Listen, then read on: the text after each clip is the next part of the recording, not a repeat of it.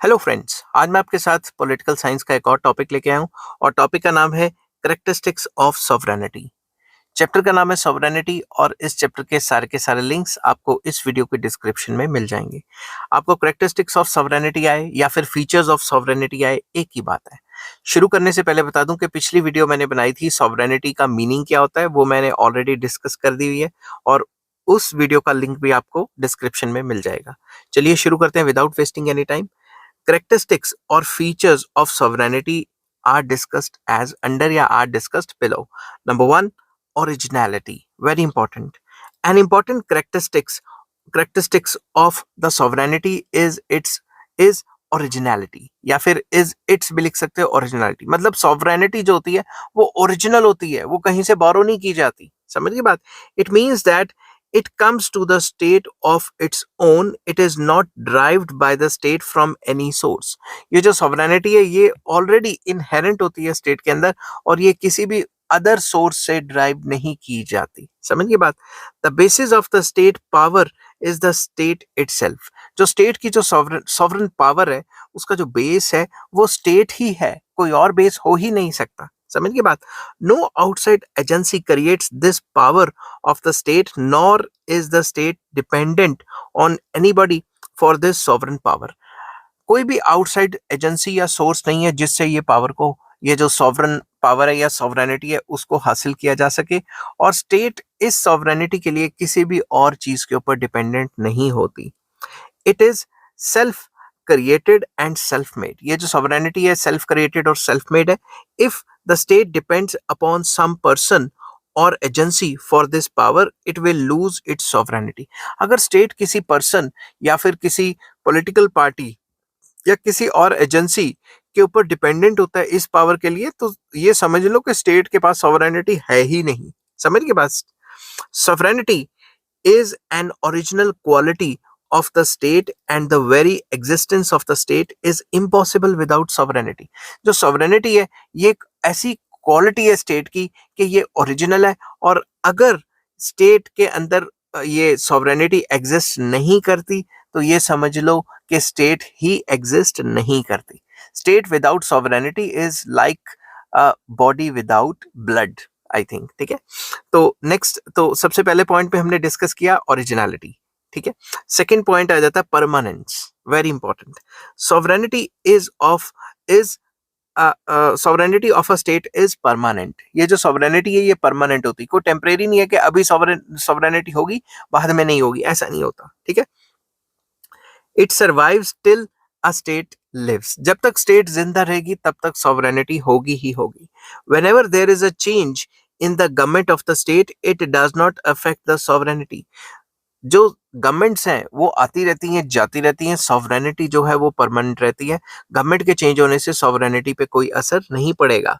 We cannot imagine the death और end of the sovereignty of a state because with its death the state also dies. हम ये imagine नहीं कर सकते कि सॉवरेनिटी कभी खत्म होगी, क्योंकि अगर सॉवरेनिटी की डेथ होगी या खत्म होगी तो समझो स्टेट ही खत्म हो गई।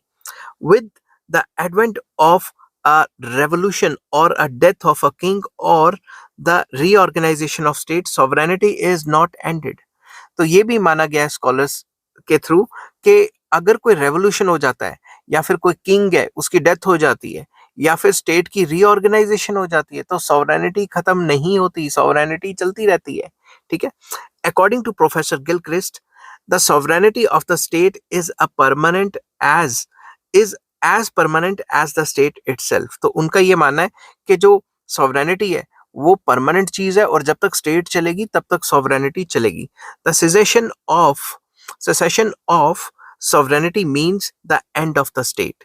the secession of the state means the end of sovereignty। उनका ये मानना है कि अगर सॉवरेनिटी खत्म तो समझो स्टेट खत्म, या स्टेट खत्म तो सॉवरेनिटी खत्म। ठीक है, तो स्टेट और सॉवरेनिटी जो है साइमल्टेनियसली एग्जिस्ट करते हैं।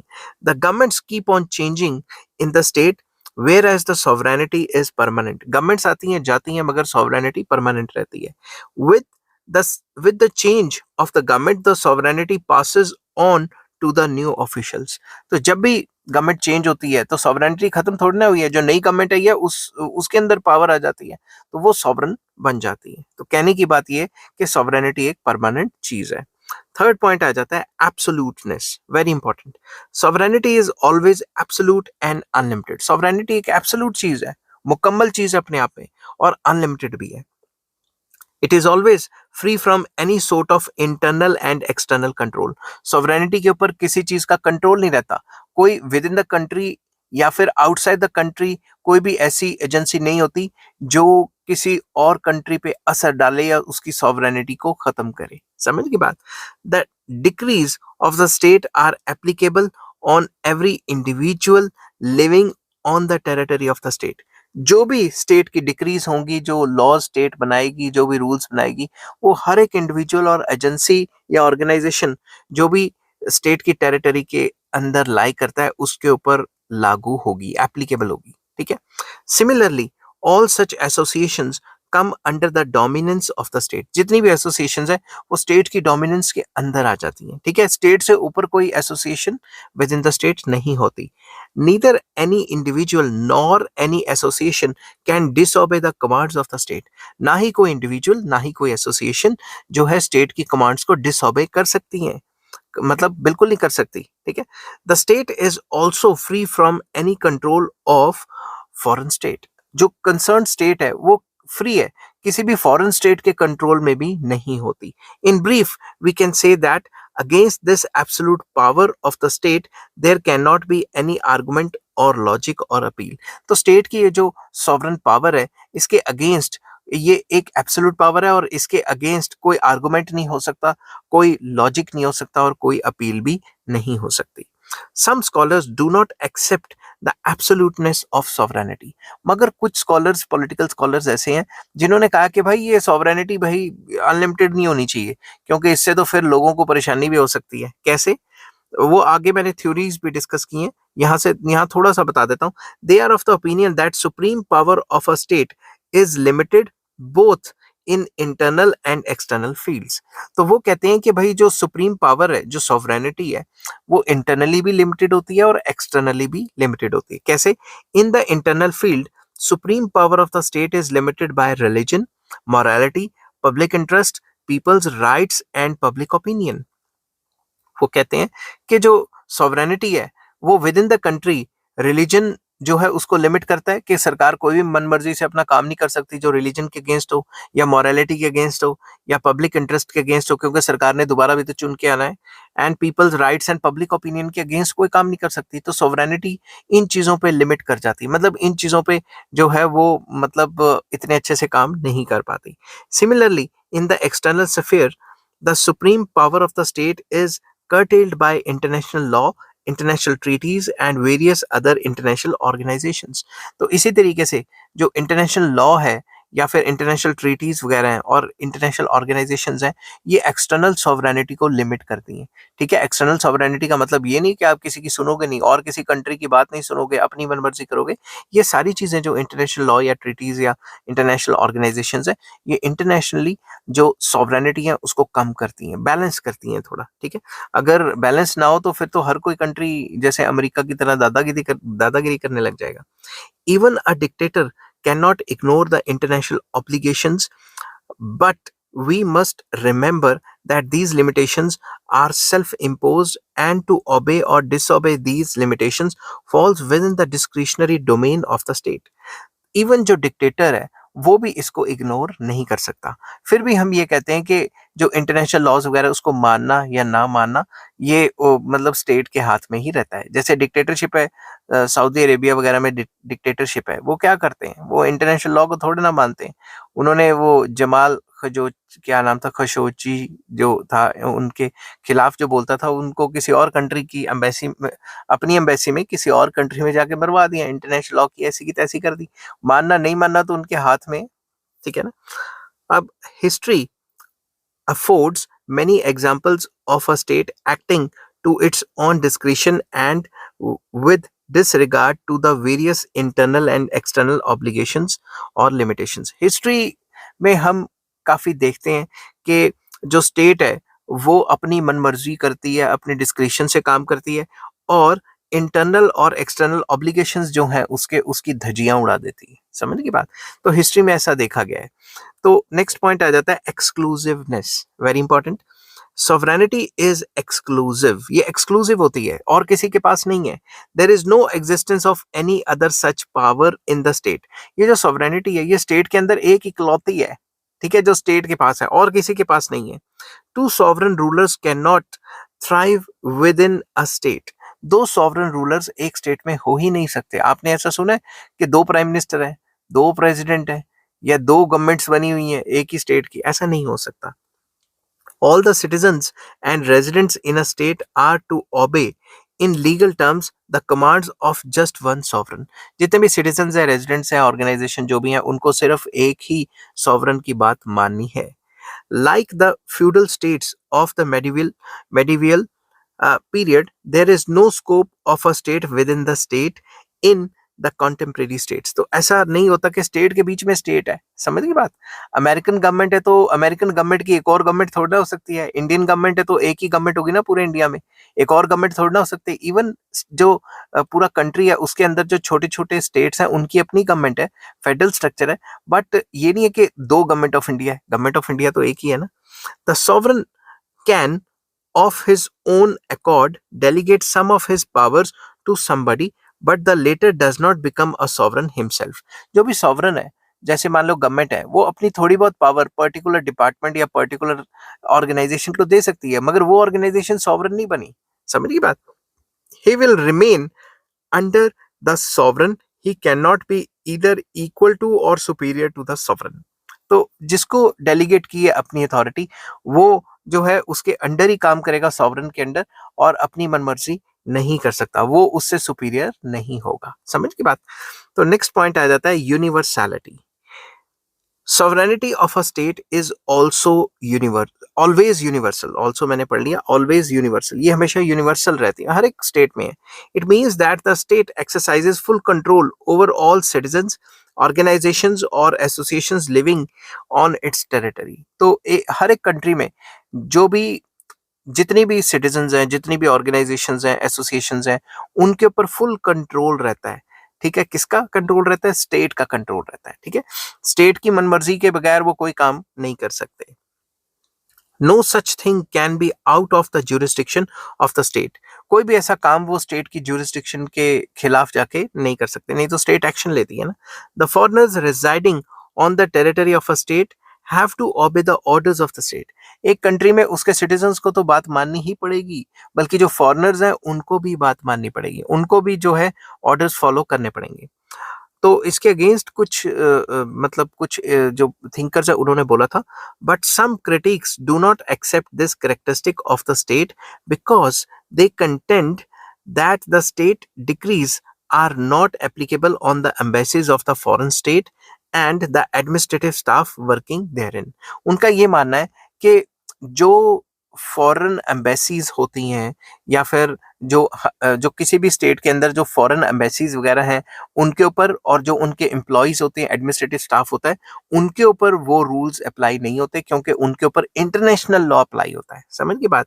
But these are self imposed limitations and the state can withdraw these privileges at its sweet will. मगर ये जो उन्होंने उस जो इंटरनेशनल लॉ के हिसाब से जो उनको इम्यूनिटीज दी हुई हैं, जो उनको फैसिलिटीज दी हुई हैं, वो कभी भी स्टेट विड्रॉ कर सकता है। ठीक है, many times a state orders the ambassadors of the foreign states to leave accredited states. तो सिंपल वर्ड्स में वही कि भाई अगर काफी परेशानी आ जाती है तो स्टेट कह देती है भाई चलो भाई हमारी कंट्री से बाहर। अब एम्बेसडर्स को कह देती है भाई अब चलो तुम्हारा काम हो गया।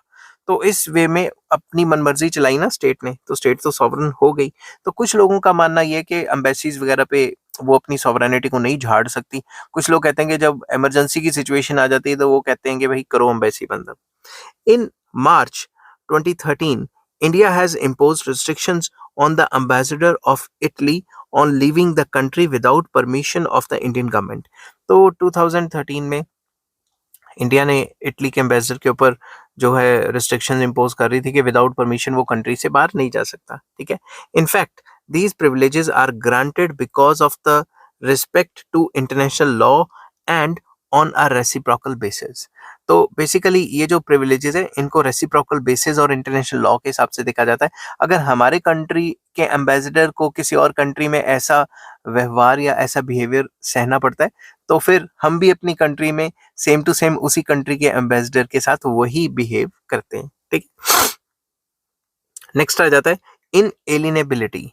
It means that a state can not leave sovereignty nor a part of it can be given to some other state. जो स्टेट है वो अपनी सॉवरेनिटी को किसी को दे नहीं सकती, सॉवरेनिटी को छोड़ नहीं सकती, या फिर सॉवरेनिटी का कोई पार्ट किसी और स्टेट को नहीं दे सकती। The deprivation of sovereignty is like a suicide of the state. अगर हम ऐसी बात करें कि किसी भी स्टेट ने अपनी सॉवरेनिटी छोड़ दी है तो समझो स्टेट ही खत्म, स्टेट की सुसाइड हो गई। ठीक है, suicide. Its loss ends the state. अगर सॉवरेनिटी खत्म तो समझ लो स्टेट खत्म। As an individual can not lose its individuality without destroying himself, so a state can not lose its sovereignty without destroying himself. जैसे एक इंसान अपनी इंडिविजुअलिटी को खत्म नहीं कर सकता, ठीक है, मरने के बाद ही, सुसाइड के बाद ही खत्म कर सकता है, वैसे ही एक स्टेट अपनी सॉवरेनिटी को डिस्ट्रॉय नहीं कर सकती। अगर उसने डिस्ट्रॉय किया तो समझो स्टेट की एग्जिस्टेंस खत्म। Some critics do not accept the characteristic of inalienability of the sovereignty. कुछ scholars कहते हैं कि भाई नहीं, ऐसा नहीं होता। They contend that history is full of such examples when a king delegated sovereignty to the parliament or to some people, or a state gave a part of its territory to some other state. वो कहते हैं history में ऐसा कई बार देखा गया कि king ने अपनी जो पावर है वो पार्लियामेंट को दे दी, या फिर किसी और पार्ट, अपना थोड़ा सा पार्ट किसी और स्टेट को दे दिया, etcetera etcetera. But we must remember that by such acts sovereignty is not destroyed but it gets transferred from one ruler to another. तो जब भी ऐसा होता है तो सॉवरेनिटी डिस्ट्रॉय नहीं होती, वो एक रूलर से निकल के दूसरे रूलर पे आ जाती है। In the case of the territory given by one state to another, the latter holds sovereignty over the newly acquired state. अगर कोई भी कंट्री है उसका कोई पार्ट टूट जाता है तो वो नई स्टेट बन जाती है, तो जो नई स्टेट बनी है उसकी खुद की सॉवरेनिटी आ जाती है। समझ के बाद नेक्स्ट आ जाता है इंडिविजिबिलिटी। सॉवरेनिटी इज इंडिविजिबल, इसको डिवाइड नहीं किया जा सकता। To divide it means its destruction. अगर इसको डिवाइड करने की कोशिश की तो खत्म समझो। ठीक है, according to professor Gettell, a divided sovereignty is a contradiction in terms. कभी भी divided sovereignty नहीं होती। sovereignty means supreme powers, power को क्या divide करेंगे, ठीक है। but the pluralists criticize the characteristic of indivisibility of sovereignty। मगर उन्होंने sovereignty का ये जो characteristics है indivisibility उसको criticize किया है। pluralistic की theory में आगे करवाऊंगा अभी आपको full long question में। their viewpoint is that sovereignty is divided among the center, the federating states and the various other states। उनका ये मानना है कि sovereignty absolute नहीं होती, indivisible ऐसा नहीं है कि indivisible नहीं है, क्योंकि ये तो divisible है। ये सेंट्रल गवर्नमेंट की अलग है, जो फेडरल स्टेट्स हैं उनकी अलग है। समझ की बात। प्रोफेसर लॉवेल, लॉर्ड बायर, ब्राई, जो प्रोनाउंसिएशन ऊपर नीचे होगी, Madison and Laski are the staunch supporters of this view point. ये जो स्कॉलर्स हैं वो इस व्यू पॉइंट को फॉलो करते थे। But the view point of these scholars can not be accepted. इनका जो है व्यू पॉइंट मतलब यूनिवर्सली एक्सेप्टेबल भी नहीं है। In a federation the states and not sovereignty is divided among the centre and the federating provinces. तो simple words में sovereignty divide नहीं होती, जो है उनमें जो डिवीजन होती है वो एरिया की डिवीजन होती है। जैसे इंडिया है, इंडिया की जो गवर्नमेंट ऑफ इंडिया है वो अभी भी सुप्रीम पावर होल्ड करती है, even if government of Punjab, Haryana, Himachal है, मगर वो सुप्रीम नहीं है। सुप्रीम कौन है? Government of India. Government of India चाहे तो इमरजेंसी डिक्लेयर करके किसी भी स्टेट की गवर्नमेंट को उसी टाइम बर्खास्त कर सकती है। वो मैं किसी और टॉपिक में डिस्कस करूंगा कि कौन कौन सी इमरजेंसी पावर्स है। Similarly the various other associations in a state are never sovereign. तो इसी तरीके से कोई और ऑर्गेनाइजेशन है, एसोसिएशन है, वो सॉवरन नहीं है। सॉवरन तो भाई सुप्रीम पावर तो पूरी जो गवर्नमेंट ऑफ इंडिया है, या फिर जो फुल जो है हेड जिसके पास सारी पावर है वही हुई ना। नेक्स्ट आ जाता है unity. Unity is another characteristic of sovereignty. ये भी एक मेन फीचर है। इसमें क्या है, it may be vested in one two और a group of persons but it exhibits absolute unity as a single unit. ये जो यूनिटी है ये भी एक इंपॉर्टेंट फीचर है। इट मे बी वेस्टेड, जो सॉवरेनिटी है वो वेस्ट कर सकती है एक बंदे में, ग्रुप ऑफ पीपल में, या ग्रुप ऑफ पर्संस में, दो बंदों में, ठीक है, मगर उनके अंदर एब्सोल्यूट यूनिटी होनी जरूरी है। जैसे एक गवर्नमेंट है, गवर्नमेंट बनाई मेंबर पार्लियामेंट मिलके, तो उनमें आपस में यूनिटी है, जो भी वो डिसीजन लेंगे वो यूनिटी से लेंगे ना, तभी सॉवरेनिटी है। समझ की बात? ये नहीं कि एक मेंबर पार्लियामेंट ने कुछ और कह दिया, दूसरे ने कुछ और। एक ही पार्टी का जो होते हैं जब वो सरकार बनाती है तो उनमें यूनिटी रहती है। We know that sovereignty is indivisible and to divide it is to destroy it. ये जो सॉवरेनिटी है ये इंडिविजिबल है, अगर हम इसको डिवाइड करेंगे तो मतलब खत्म कर देंगे इसको। It is complete in itself and is one of and it शुरू से पढ़ता हूँ। It is complete in itself and is one and it can not B fragmented.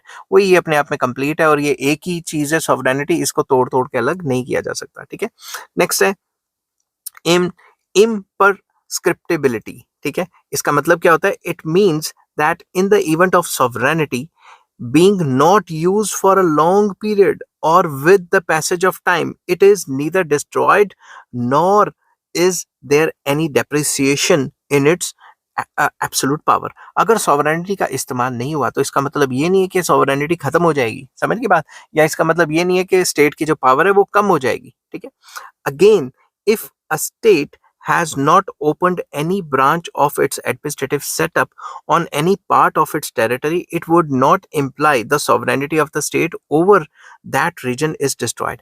अगर स्टेट ने अपना एडमिनिस्ट्रेशन किसी पर्टिकुलर जगह पे नहीं खोला तो इसका मतलब ये नहीं है कि उस पर्टिकुलर जगह पे सॉवरेनिटी नहीं अप्लाई होती। फॉर एग्जाम्पल, मैं आपको एग्जाम्पल दे देता हूँ। मान लो कोई स्टेट है, ठीक है, कोई उसके अंदर कोई रेगिस्तान है, वहां पे ऑफिस नहीं खोला तो इसका मतलब ये नहीं है कि गवर्नमेंट की वहां पावर नहीं चलेगी।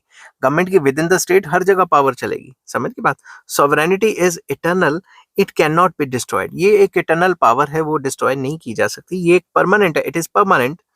The law of many countries accepts the principle that persons loses the ownership of a particular portion of the territory in case he is not in possession of that land since a long time. तो ये एक principal है कि अगर आपके पास काफी लंबे time तक किसी भी लैंड का पोजेशन नहीं है तो आप उसको जो है एक्वायर नहीं कर सकते, क्योंकि आपके पास काफी लंबे समय से उसका पोजेशन नहीं था।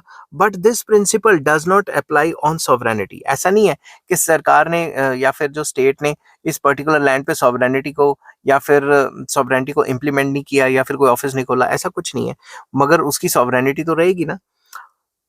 On many areas of the state, there is no population, but it does not mean that with the passage of time, the state loses its sovereignty over that portion of territory.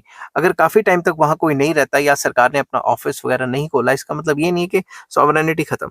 Sovereignty has the quality of imprescriptibility. वो imprescriptibility की इसके अंदर quality है। मतलब अगर नहीं भी खोला तो एरिया तो विद इन द स्टेट आ रहा है ना, तो उसकी सॉवरेनिटी फुल रहेगी उसमें। ठीक है, तो आई होप ये वीडियो आपको पसंद आई होगी। अगर पसंद आती है तो please like, share and subscribe. इस चैप्टर के सारे लिंक्स आपको इस वीडियो के डिस्क्रिप्शन में मिल जाएंगे। Take care, bye bye.